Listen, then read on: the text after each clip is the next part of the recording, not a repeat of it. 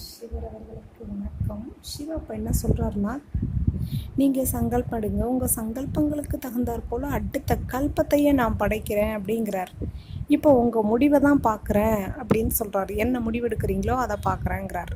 இவன் பொண்டாட்டிக்கு தீர்ப்பு கொடுக்காம, இவன் மொபலுக்கு தீர்ப்பு கொடுக்காம, அடுத்தவன் வீட்டில் என்ன நடக்குதுன்னு திருத்தனமாக வாட்ஸ்அப் வழியாக பார்த்துட்டு தீர்ப்பு கொடுக்க ஒருத்தவன் வரான்னா இவன் எப்படிப்பட்டவனாக இருப்பான்? அதுக்கு தான் நான் சொல்கிறேன், உன் பொண்டாட்டி உன்னை விட மூத்தவளாக இருக்கா, நான் உனக்கு மொவன்டின்னு தீர்ப்பு கொடுறா. ஏன் பொண்டையை பார்த்துட்டு எனக்கு இவன் தீர்ப்பு கொடுக்கணும்? பத்தினியாக இல்லாமல் தேவடியாலோட பொண்டாட்டியாக கிடைக்கும் போதே அடுத்த குடும்பத்துக்கு தீர்ப்பு கொடுக்கணும்னு வெளில வரான் இவன்லாம்னா, இவன்லாம் எவ்வளோ மட்டமானவனாக இருப்பான்? இவனையும் நான் நல்லவன்னு நிரூபிக்க அலையிறான். இவன் நல்லவன் நிரூபிக்க வேண்டிய அவசியமே கிடையாது இந்த உலகத்தில். புரியுதுங்களா? நல்ல பெயர் இருந்தால் அது தானாகவே வரும். ஓகேவா? நல்லது செஞ்சோன்னா. ஸோ இந்த